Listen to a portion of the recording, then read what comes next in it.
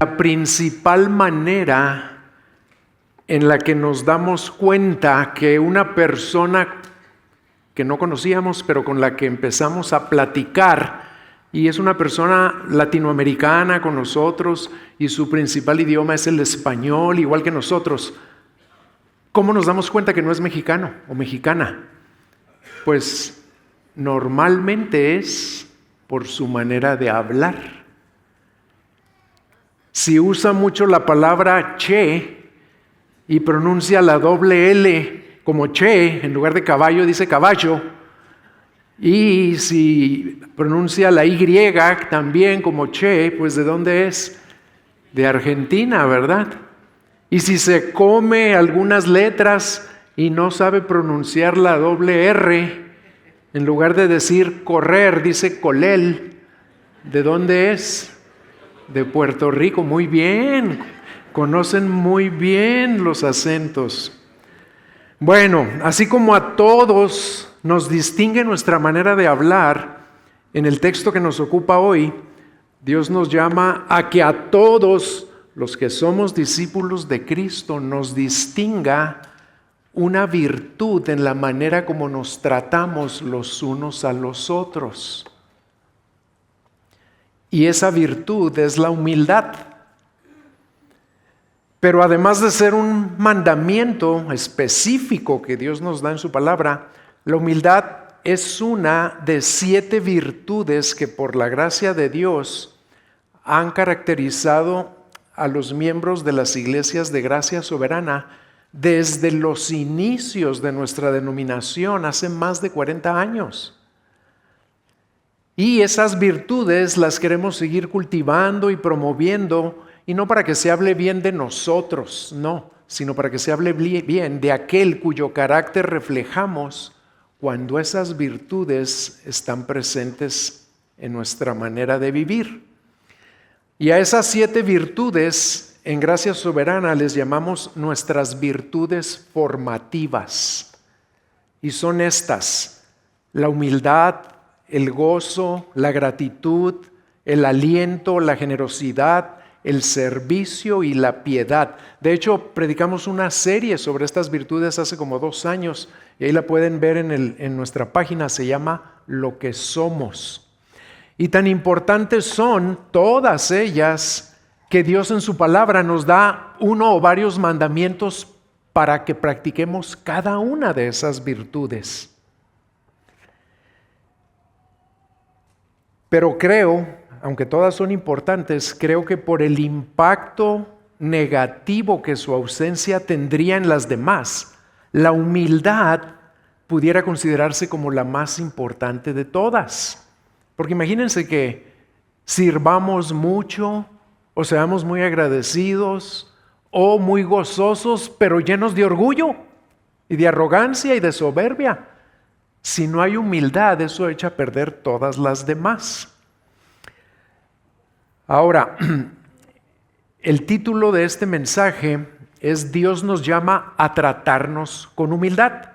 Y nuestro texto será 1 de Pedro 5, el versículo 5, pero la segunda parte del versículo 5. Voy a leerlo y luego vamos a orar.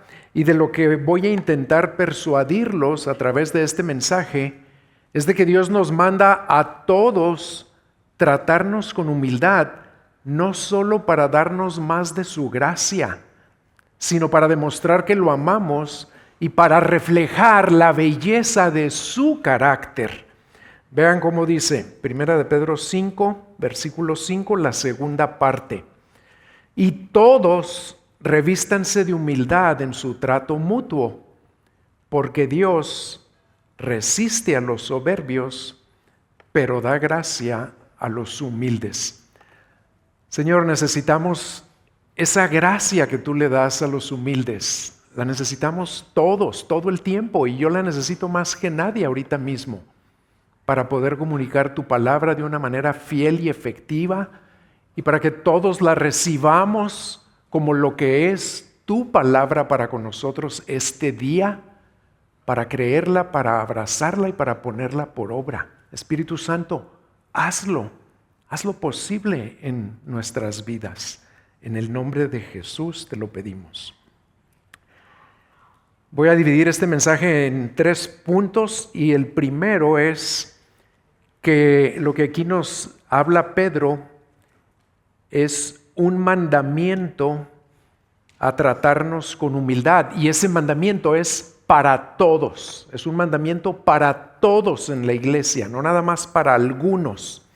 En el contexto inmediato anterior a nuestro texto, en los primeros 4 versículos, el apóstol Pedro les habla a los ancianos, a los pastores, y los exhorta a pastorear el rebaño de Dios, no por obligación ni por ambición de dinero, sino con el afán de servir como Dios quiere.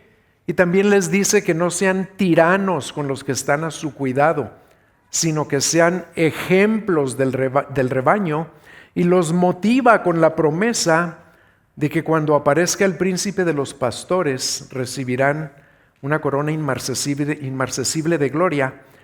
Y de eso es de lo que nos habló el pastor Cuauhtémoc la semana pasada.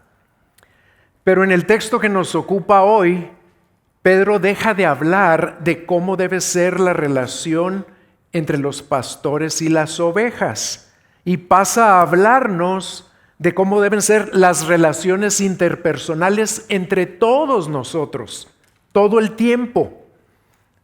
Entre todos los miembros de la iglesia, cómo debemos tratarnos los unos a los otros, independientemente de la posición que ocupes. No importa que seas pastor, que seas diácono, que seas líder, que seas ujier, lo que sea. Esto es para todos en la iglesia. Y, según los expertos, nuestro texto debería ser el inicio de un párrafo nuevo.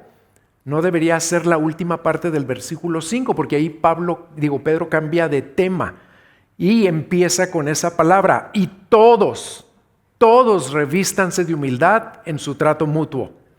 Lo primero que debemos notar aquí es que por medio de Pedro Dios nos está dando ese mandamiento en general a absolutamente cada miembro de la iglesia sin excepción. ¿Y qué es lo que nos está mandando? Que nos revistamos de humildad, lo cual significa, fíjense porque usa la palabra revístanse. No nada más dice sean humildes, no, revístanse de humildad. ¿Por qué dice eso?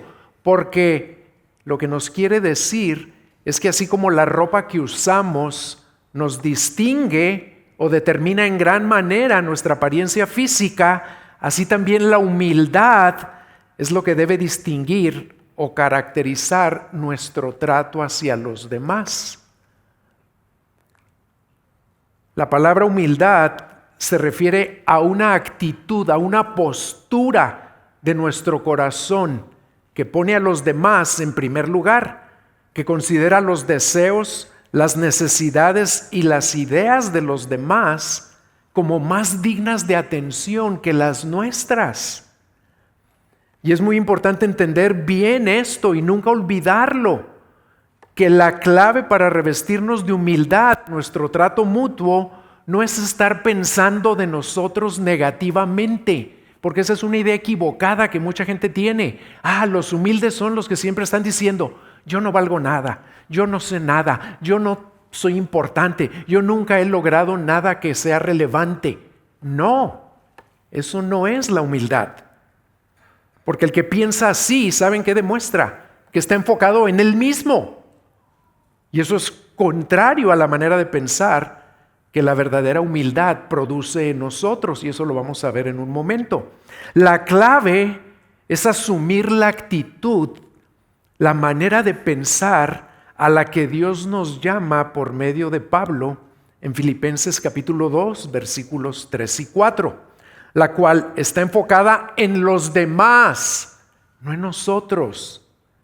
Vean cómo dice ahí, no hagan nada por egoísmo o por vanagloria, sino con actitud humilde, cada uno, ahí está otra vez el mandamiento para todos, cada uno de ustedes considere al otro como más importante que a sí mismo, no buscando cada uno sus propios intereses, sino más bien los intereses de los demás. Se los voy a leer en la Nueva Traducción Viviente y ahí va a aparecer, porque lo dice aún más claro y de una manera muy sencilla. Fíjense lo que dice: no sean egoístas, no traten de impresionar a los demás o a nadie. Sean humildes, es decir, considerando a los demás como mejores que ustedes. No se ocupen solo de sus propios intereses, sino también procuren interesarse en los demás. ¿Se fijan cuál es el enfoque de la humildad? Estar enfocados en los demás, no en nosotros. Y vean qué hermoso es esto, porque lo que Dios nos dice aquí es que la manera en la que nos revestimos de humildad es valorando a los demás por encima de nosotros. En lugar de estar preocupados o a veces hasta obsesionados con pensamientos egocéntricos, la humildad nos lleva a voltear hacia afuera, a enfocarnos en otros, a considerar el valor de otros. Valorar a los demás es considerarlos más importantes que nosotros mismos. Es poner sus necesidades y sus intereses por encima de los nuestros. Es darles el lugar de honor a ellos. Es servirlos, fortalecerlos, alentarlos. En otras palabras, cuando nos revestimos de humildad en nuestras relaciones, el foco de atención siempre será el bien de la comunidad, el bien de los demás, no el bien individual. Un autor que se llamaba C.S. Lewis, que muchos de ustedes han leído sus libros porque lo mencionamos con cierta frecuencia, describió a una persona humilde de esta manera. Y fíjense bien lo que dice. Se los voy a platicar porque está muy larga la cita. Dice: no pienses que si tú hablas con un hombre realmente humilde, él será lo que la mayoría de la gente piensa que es en nuestros días. Él será una persona medio mal vestida, sucia, desalineada, que no impresiona a nadie. No, dice. Tampoco será alguien que te va a estar diciendo que él no vale nada y que él no ha logrado nada y que él no es nadie. Tampoco. Probablemente todo lo que tú pensarás acerca de él es que te pareció ser un sujeto alegre que realmente se interesó en lo que tú le dijiste, porque estaba enfocado ¿en quién? En ti. Y si te llegara a caer mal, tal vez será porque te sientes un poco envidioso de alguien que parece disfrutar la vida muy fácilmente. Él no estará pensando acerca de la humildad. Él no estará pensando acerca de él mismo. Estará pensando en ti. Eso es la humildad. Y cabe aclarar algo aquí, porque ahorita leímos en el versículo 4 de Filipenses 2, leímos la Biblia de las Américas, donde dice: no buscando cada uno sus propios intereses, sino más bien lo de los demás. Esto no quiere decir que nosotros no nos ocupemos de nuestros intereses. Lo tenemos que hacer. No hacerlo también puede conducir a la pereza o al abuso, ¿verdad? No quiere decir eso. Vean cómo dice la Nueva Versión Internacional. Lo traduce mejor este versículo 4. Dice: cada uno debe velar no solo por sus propios intereses, sino también por los intereses de los demás, dándoles prioridad, poniéndolos antes que los nuestros. Y esto es muy importante porque fue exactamente lo que hizo el Señor Jesucristo en su trato con nosotros. ¿Y saben cuándo lo hizo? Cuando éramos sus enemigos todavía. Él se revistió de una humildad tan extraordinaria que lo llevó a considerarnos a nosotros más importantes que Él mismo. Y no buscó sus propios intereses, buscó los nuestros para concedernos lo que más necesitábamos, que era la salvación de nuestras almas. ¿Y cómo lo hizo?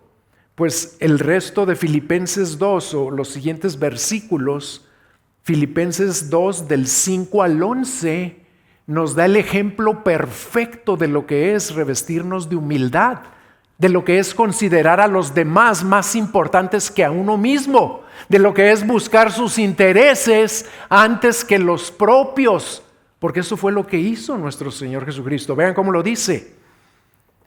Haya pues en ustedes esta actitud que hubo también en Cristo Jesús, el cual, aunque existía en forma de Dios, no consideró el ser igual a Dios como algo a que aferrarse, sino que se despojó a sí mismo, tomando forma de siervo, haciéndose semejante a los hombres, y hallándose en forma de hombre, se humilló a sí mismo, haciéndose obediente hasta la muerte, y muerte de cruz, y lo hizo por nosotros. Y por eso continúa diciendo, Dios también lo exaltó hasta lo sumo y le confirió el nombre que es sobre todo nombre, para que al nombre de Jesús se doble toda rodilla de los que están en el cielo y en la tierra y debajo de la tierra, y toda lengua confiese que Jesucristo es Señor, para gloria de Dios Padre. Así se humilló Cristo para salvarnos. Y por eso ahora nos llama a nosotros también revestirnos de esa humildad. Y permítanme hacerles la primera pregunta. ¿Qué impresión tienen de ti las personas con las que tienes conversaciones regulares? ¿Dirían que eres una persona humilde, no por cómo te vistes o cómo hablas de ti mismo?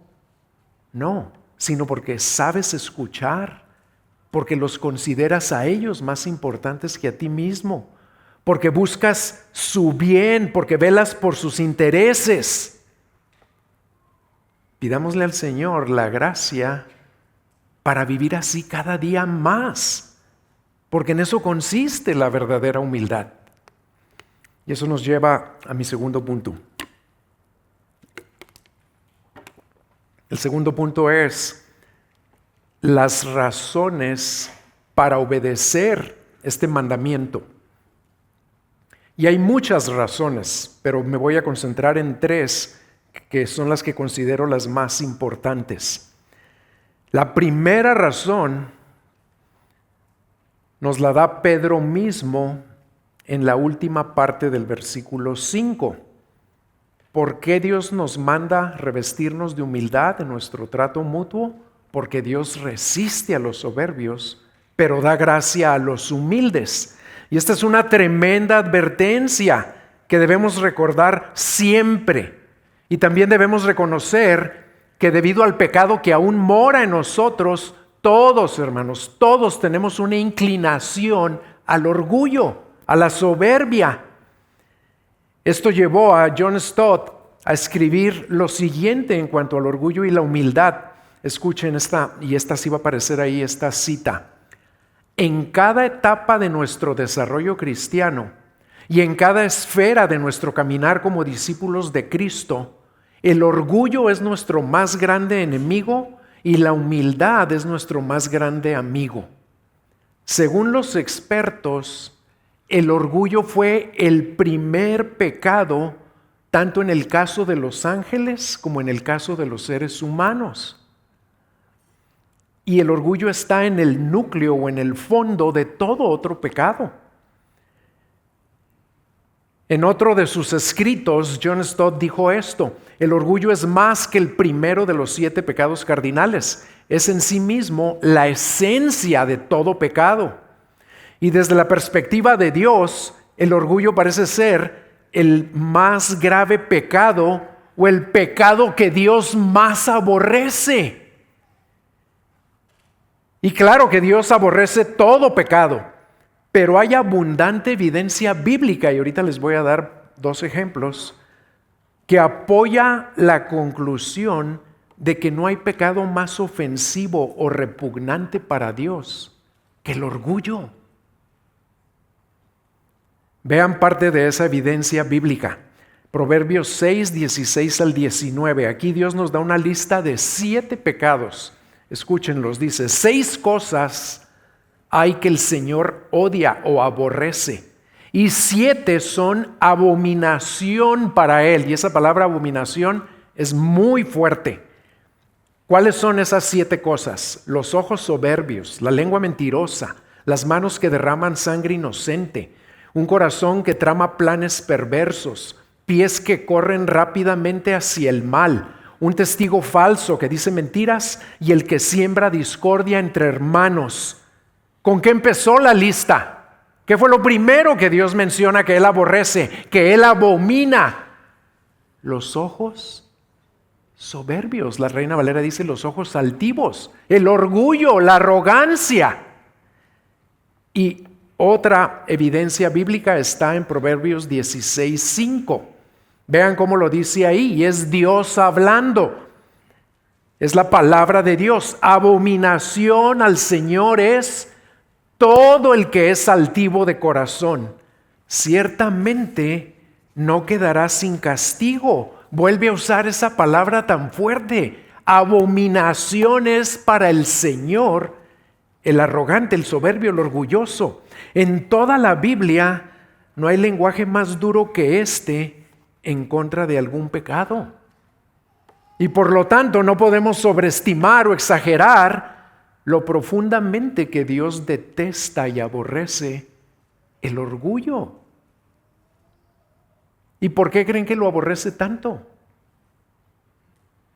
Pues porque el orgullo lleva a los seres humanos a aspirar al estatus y a la posición de Dios mismo y a no querer reconocer nuestra dependencia de Él.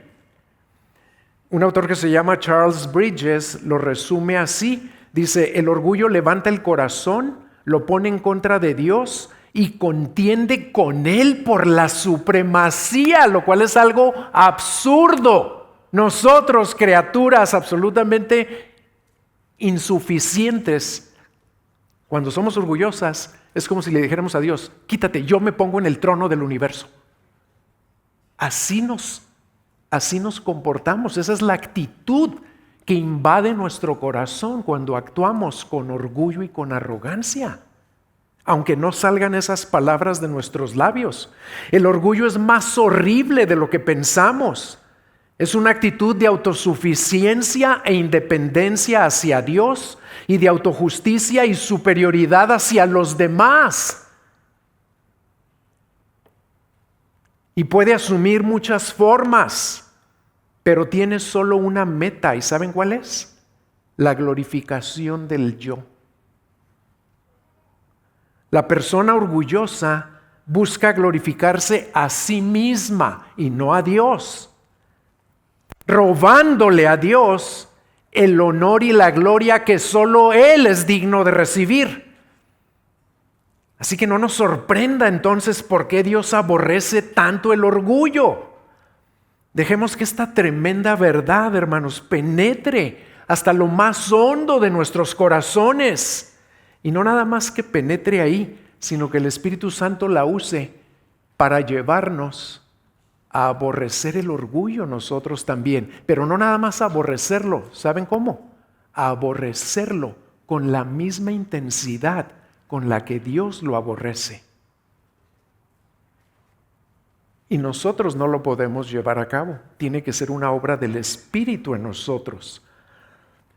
Pero habiendo visto lo aborrecible que es el orgullo para Dios y la advertencia de que Él siempre va a resistir a los soberbios, ahora vamos a ver la otra cara de la moneda. Vamos a ver la actitud favorable de Dios hacia la humildad y una maravillosa promesa de que Dios siempre le va a dar gracia a los humildes. Así como Dios se opone apasionadamente al orgullo, así también Dios es intensamente atraído hacia la humildad. ¿Y cómo lo sabemos? ¿Por qué lo puedo afirmar? Pues porque Él mismo nos lo dice en su palabra. Vean Isaías 66, versículo 2. Dice: todo esto lo hizo mi mano, es Dios hablando. Y así todas estas cosas llegaron a ser, declara el Señor. Pero a este miraré. ¿A quién? al que es humilde y contrito de espíritu y que tiembla ante mi palabra, dice Dios. La humildad atrae la mirada de nuestro Dios soberano. Y por ser omnisciente y por ser omnipresente, Dios ve todo lo que sucede en el universo. Pero lo que funciona como un imán para captar su atención y para invitar su involucramiento favorable, ¿saben qué es? Solo una actitud: la humildad. La persona humilde es la que capta la atención de Dios, pero además atrae la gracia o el favor inmerecido de Dios, porque Él promete dar gracia a los humildes. Y esta promesa es maravillosa, porque significa que hay algo que cada uno de ustedes y yo podemos hacer para atraer más la fortaleza y la ayuda y el favor inmerecido de Dios a nuestras vidas. Y no es mérito, no. Simplemente con ser humildes, Dios va a enviar más de su gracia a tu vida. ¿Y sabes por qué lo va a hacer? Porque cuando llegue esa gracia a tu vida, porque eres humilde, nunca te vas a jactar de que te la mereciste, porque eres humilde. Y le vas a dar todo el mérito al que se lo debes dar. Y por eso Dios la concede a los humildes.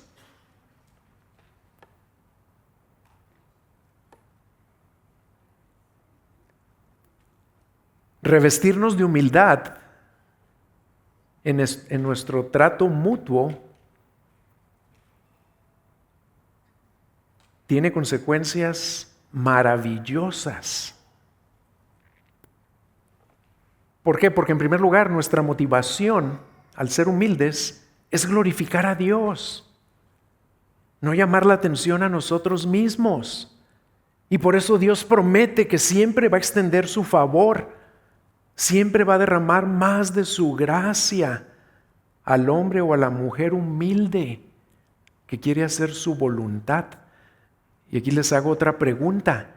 ¿Qué tanto estás captando tú la mirada de Dios actualmente?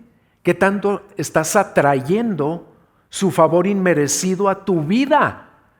Si tu respuesta es, pues no mucho ahorita, tal vez la razón sea que Dios te está resistiendo. Y si te está resistiendo, ya sabes por qué es.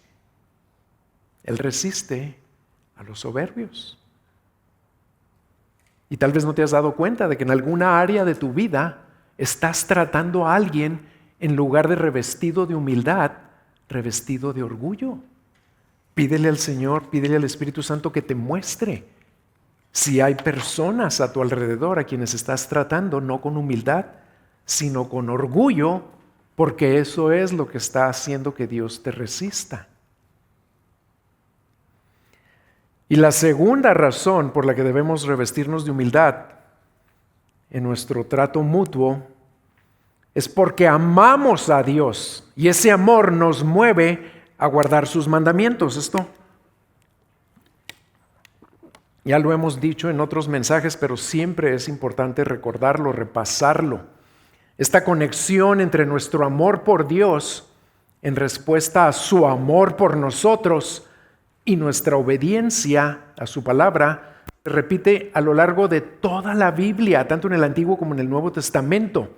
Por ejemplo, vean Deuteronomio 30, versículo 16. Ahí Dios le manda esto al pueblo de Israel. Hoy te ordeno amar al Señor tu Dios y andar en sus caminos y guardar sus mandamientos, sus estatutos y sus decretos. ¿Qué fue lo primero que Dios les dice? Ama al Señor tu Dios, ámalo. Y porque lo amas, anda en sus caminos, guarda sus mandamientos, guarda sus estatutos. Y luego en el Nuevo Testamento les podía dar muchos ejemplos, pero voy a dar solo estos. En el capítulo 14 del Evangelio de Juan, ahí Dios nos lo dice, el Señor Jesús nos lo dice 3 veces. Vean la conexión entre amarlo a Él y guardar su palabra. En Juan 14, 15 dice, si ustedes me aman, ¿qué pasará? Guardarán mis mandamientos. En Juan 14, 21, el que tiene mis mandamientos y los guarda, ese es el que ¿qué?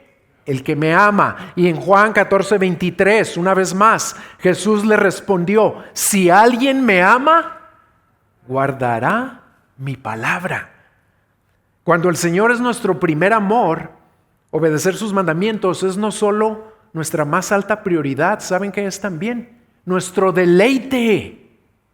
Lo que Jesús está diciendo es que si realmente lo amamos, será ese amor lo que nos va a motivar y nos va a impulsar a obedecerle, porque su enseñanza aquí es que el amor por Él siempre produce obediencia a Él. Se los voy a repetir.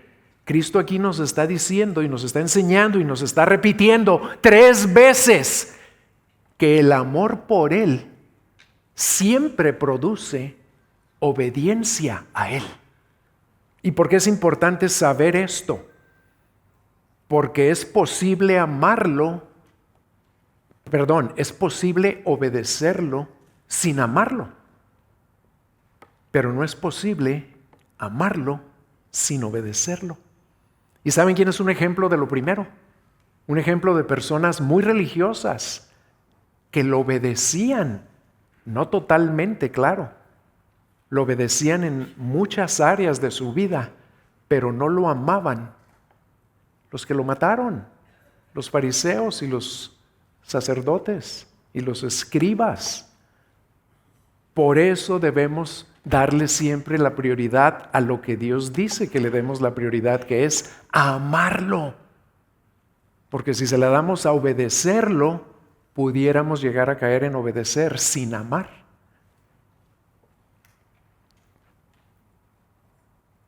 Este es un buen momento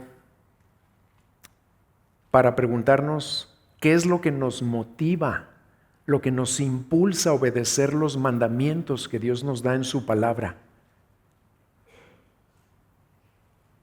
¿Por qué viniste hoy a la iglesia? ¿Por qué lo alabaste y diste tus diezmos? Hasta pasaste al frente a depositar tus diezmos y ofrendas. ¿Por qué lees la Biblia y oras? ¿Por qué sirves en cualquier ministerio? ¿Por qué perdonas a los que te ofenden? ¿Por qué vas a ser humilde en tu trato hacia todos los demás? Si tu motivación número 1 no es porque amas a Cristo y deseas honrarlo con tu obediencia, algo no está bien en tu corazón.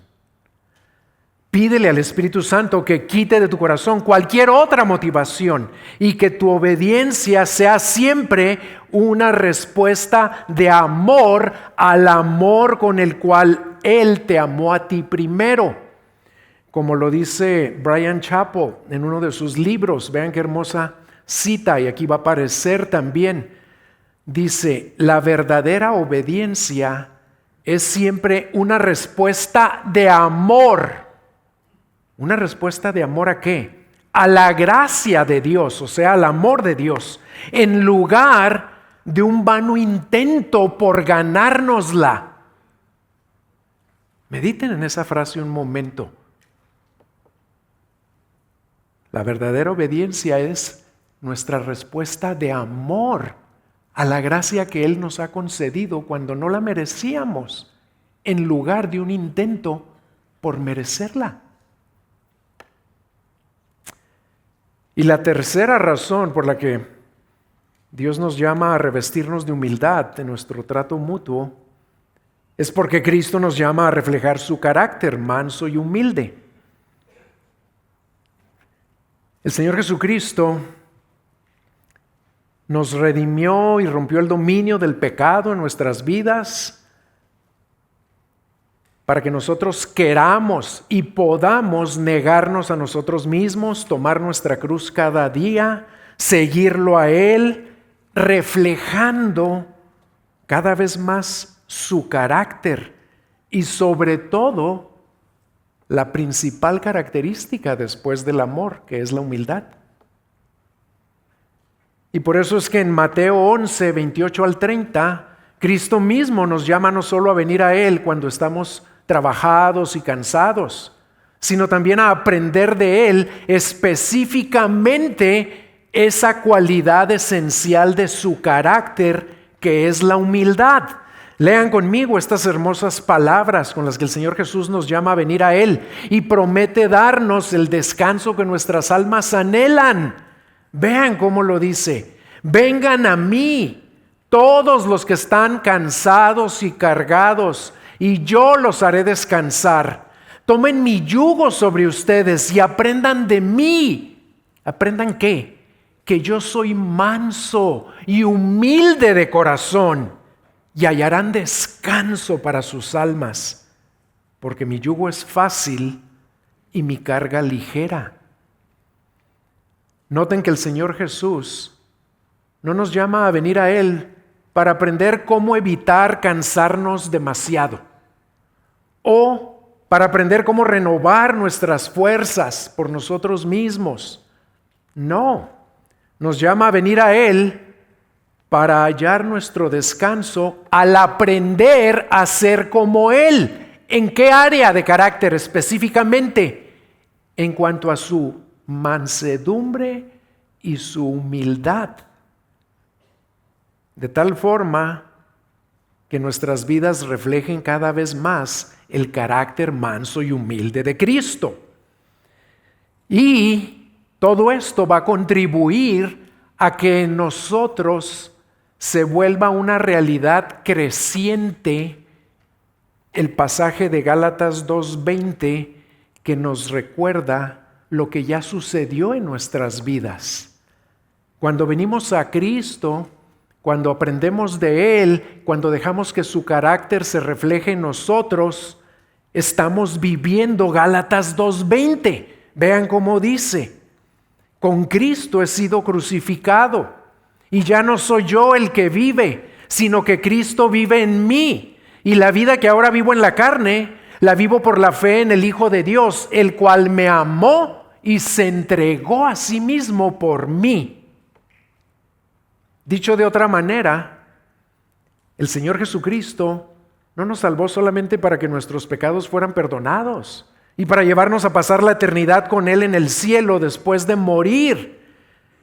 Nos salvó para transformarnos a su semejanza en lo que respecta a nuestro carácter mientras estamos viviendo aquí en esta tierra, para que las cualidades de nuestro carácter sean un reflejo cada vez más fiel de su carácter. En otras palabras, para que nuestra paciencia, nuestra bondad, nuestro dominio propio, etcétera, sean cada vez un reflejo más fiel de la paciencia, de la bondad y del dominio propio de Cristo. Y obviamente, para que la humildad con la que nos tratamos unos a otros también sea un reflejo de la humildad de Cristo. Por eso es que Pedro nos llama a revestirnos de humildad en nuestro trato mutuo, a todos. Y ahora les hago una pregunta un poco más incómoda. Y créanme que yo soy el primero que me tuve que hacer estas preguntas, y yo soy el primero en reconocer que tengo mucho que crecer en esto de la humildad. La pregunta es esta: ¿es tu carácter, es mi carácter, un reflejo cada vez más fiel del carácter de nuestro Señor Jesucristo?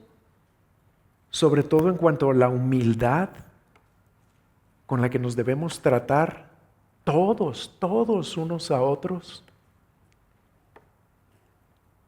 La mejor manera de saberlo, y esto es lo incómodo, es preguntarle a las personas que mejor nos conocen, que nos ven cuando nadie más nos está viendo, que saben lo que realmente pensamos de los hermanos y hermanas más difíciles de amar. Pregúntales a esas personas que son las que mejor te conocen y escúchalas con mucha atención. Y luego pídele al Señor que te ayude a ser humilde para poder recibir la gracia que todos necesitamos para seguir creciendo en esta área. Y eso nos lleva a mi último punto, pero antes de pasar a mi último punto, quiero mencionar algo más.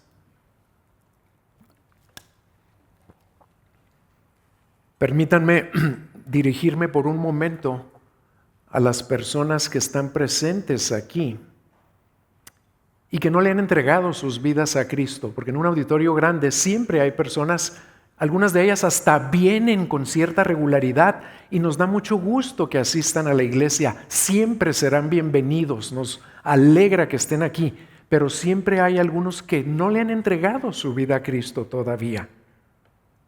Y con todo respeto les quiero decir a esas personas que están viviendo en orgullo y en soberbia. ¿Por qué?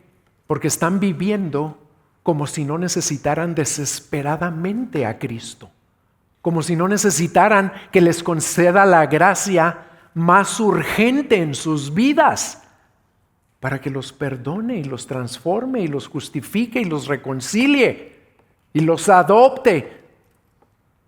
¿Están viviendo ustedes todavía como si todo en su vida dependiera de ustedes en lugar de Él? Y por eso Él los tiene que resistir.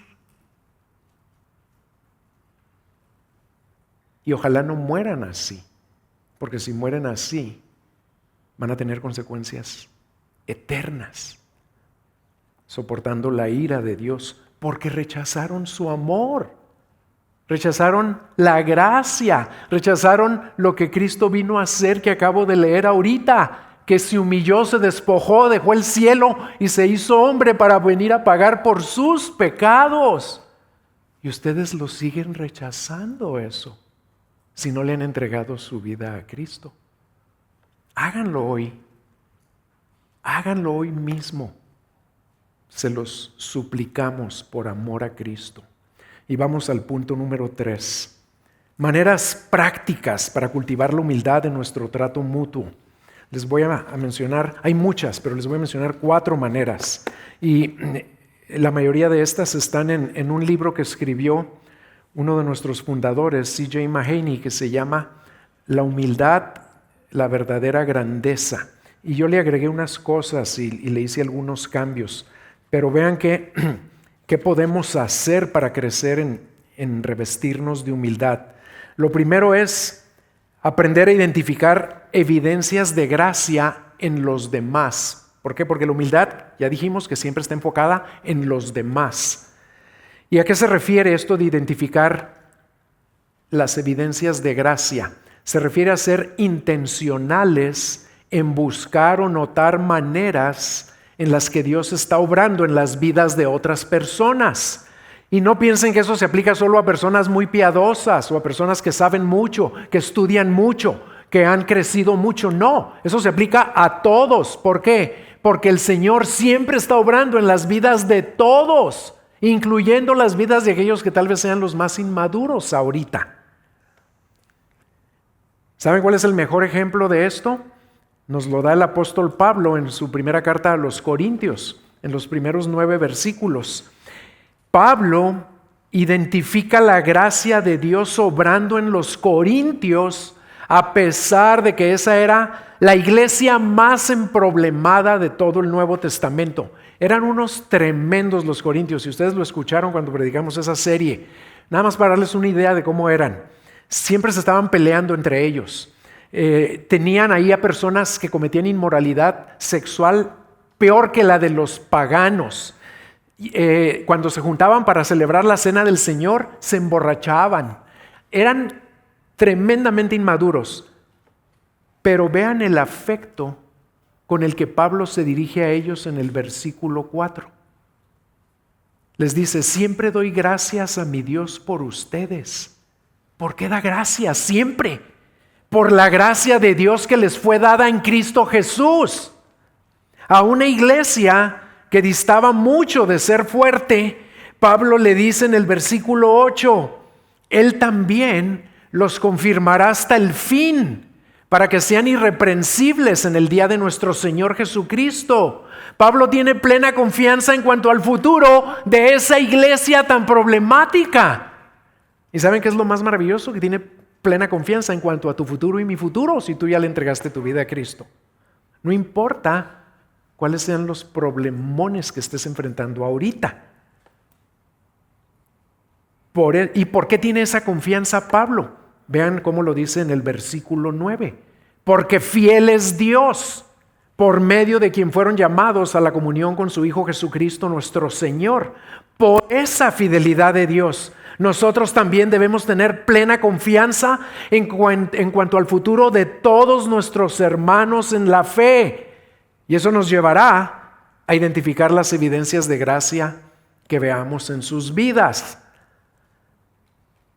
Algo que nos ayudará a notar esas evidencias, ¿saben qué es? Apréndanse de memoria los gajos del fruto del Espíritu, porque nunca digan frutos, no son frutos, es un fruto y tiene 9 gajos.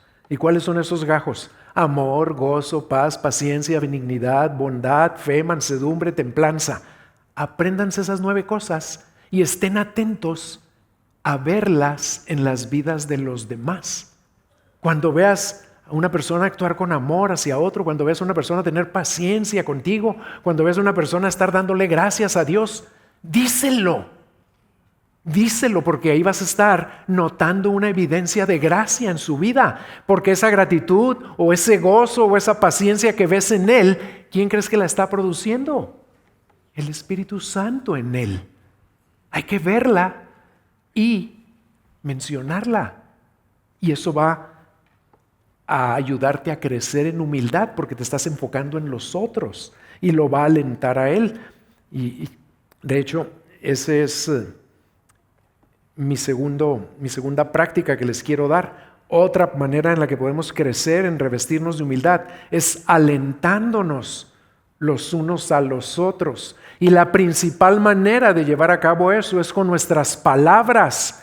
Debemos tener mucho cuidado con nuestras palabras, porque así como tienen el poder para alentar, también tienen poder para desalentar.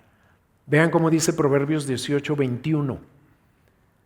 Muerte y vida están en poder de la lengua, y los que la aman comerán su fruto.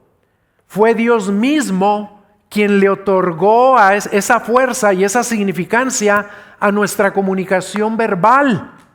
Y lo hizo con la intención de que solo hablemos palabras que contribuyan a edificarnos, a alentarnos unos a otros, y evitemos toda palabra que no contribuya a ese fin. Eso es lo que Dios nos declara en un mandamiento muy importante que está en Efesios 4:29. Escúchenlo. No salga de la boca de ustedes ninguna palabra mala o corrompida, sino solo la que sea buena para la edificación, según la necesidad del momento, para que imparta gracia a los que escuchan. Y noten cómo este mandamiento abarca todo lo que hablamos. ¿Por qué? Pues porque hay una manera de hablar que nunca debe salir de nuestra boca, y hay otra manera de hablar que siempre debe estar presente en todo lo que decimos. Meditar y aplicar este mandamiento a nuestras vidas nos va a ayudar a revestirnos de humildad. ¿Por qué? Porque nos va a recordar que solo debemos hablar lo que edifique, lo que aliente a los demás, a los que nos van a escuchar. Y una tercera manera en la que podemos crecer en revestirnos de humildad, y esta es la más difícil de las que les voy a mencionar, es invitar y buscar la corrección por parte de otros. ¿Sí me oyeron bien? Invitar y buscar que otros nos corrijan. Esta práctica es indispensable. ¿Saben por qué? Porque la búsqueda de la humildad no puede ser un proyecto solitario. Y no puede serlo porque el orgullo no solo destruye, el orgullo también nos enceguece y nos impide ver faltas en nuestro propio carácter que otros sí ven en nosotros. Les voy a contar una historia que cuenta C.J. en ese libro de humildad que él escribió y que nos refleja esto, nos ilustra esto de una manera muy, muy clara. Cuenta un hombre que estaba en un restaurante desayunando con su familia y en eso llegó y se sentó en la mesa de enseguida un hombre de negocios muy elegantemente vestido, impecablemente vestido. Y este hombre, padre de familia, lo notó porque era obvio que todo lo que traía era carísimo y todo estaba perfecto, desde los zapatos, la corbata, el saco, el pelo, el bigote lo traía, un Rolex, todo de una manera impresionante. Y estaba verificando su reloj continuamente y sacando papeles y revisando y repasando sus papeles. Era obvio que tenía una reunión muy importante en unos cuantos minutos. Y al ratito se levantó, terminó de comer lo que estaba comiendo, se levantó, se ajustó la corbata y tomó su portafolio y se fue. Y pasó junto a este padre de familia. Y cuando pasó junto a él, el padre de familia vio que ese hombre tan impecablemente vestido iba embarrado de queso crema en su bigote. Y pensó el padre de familia, él va ahorita tal vez a una de las reuniones de negocios más importantes de su vida, pero lleva un pedazo de queso crema en su cara. ¿Iré a decirle? ¿O qué va a pasar? ¿Le dirá a alguien ahí en su reunión de negocios? ¿Saben cuál es la dura realidad? Que todos tenemos queso crema en nuestros rostros, el cual otras personas ven claramente, pero nosotros no lo vemos. Y por eso necesitamos su ayuda para darnos cuenta de su presencia. Todos los que manejamos, por ejemplo, manejar un automóvil, sabemos que al conducir tenemos un punto ciego. Y todos sabemos cuál es, ¿verdad? Es en diagonal hacia atrás. Cualquiera de los dos lados hay un punto donde no ves a los carros que vienen atrás por el espejo. Lo mismo es cierto en relación a nuestro carácter. Todos tenemos puntos de ceguera espiritual. Y si no busco la ayuda de otros para verme a mí mismo claramente, ¿saben qué voy a hacer? Voy a escuchar solo mis propios argumentos y voy a creer solamente mis propias mentiras, de que yo estoy bien, ignorando la tremenda advertencia que Dios nos da en Proverbios 12:15. El camino del necio es recto a sus propios ojos, pero el que escucha consejos es sabio. Así que, hermanos, reconozcamos humildemente que necesitamos la ayuda y la corrección de otros, pero para recibirla, ¿saben qué necesitamos también? Pedirles explícitamente a un grupo de hermanos. No tienen que ser muchos, pero tampoco se lo pidas nada más a uno, que te va a decir, bueno, tú no me digas y yo no te digo. No, pídeselo a gente que te ama y que te va a decir la verdad. Pídeles que cuando vean algo en tu vida que no agrada a Dios, que por favor te lo digan. Y cuando lo hagan, en lugar de molestarte, dales las gracias. Y el mejor contexto para que eso suceda regularmente es asistir a un grupo de comunión. Por eso le damos tanta importancia a los grupos de casa, porque ahí habrá personas que te aman lo suficiente para decirte si traes queso crema o no en el rostro, o en cualquier área de tu vida. Y a la persona que más corrección te traerá, y sin que se lo pidas, mi esposa y tu esposa, tu esposo, a esa persona también dale gracias cuando lo haga. ¿Por qué? Porque todas las personas que Dios puso a nuestro alrededor para ayudarnos a ver lo que nosotros no vemos en nosotros mismos y a crecer, ¿saben qué son todas esas personas? Un regalo de Dios para nuestras vidas. un regalo para ayudarnos en nuestra lucha contra el pecado, que no tiene tregua. Nunca olvidemos eso. Y por eso también promovemos los grupos de discipulado en los que se lleva a cabo la rendición de cuentas. ¿Por qué? Porque al rendirnos cuentas va a salir lo que traemos embarrado. Y número 4, y con esto termino, cultivemos la gratitud hasta que nuestras vidas rebosen de gratitud. Cultivar la gratitud nos ayuda a crecer en humildad. ¿Saben por qué? Porque la gratitud es una tierra en la cual el orgullo no crece fácilmente. En Colosenses 2:7, Dios nos llama a vivir firmemente arraigados en la fe y rebosando de gratitud. No nada más dando gracias, rebosando. ¿Y qué quiere decir que rebosemos de gratitud? Que la gratitud debe brotar continuamente de nuestro corazón, y si está en el corazón va a salir por medio de la boca, porque de la abundancia del corazón habla la boca. Al hacerlo, al vivir así, vamos a crecer en humildad, porque vamos a estar dando siempre gracias a Dios por todo en el nombre de nuestro Señor Jesucristo, como dice Efesios 5:20, y vamos a estar dando gracias en todo, por todo y también en todo, porque esta es la voluntad de Dios para con ustedes y para mí en Cristo Jesús. Vamos a orar.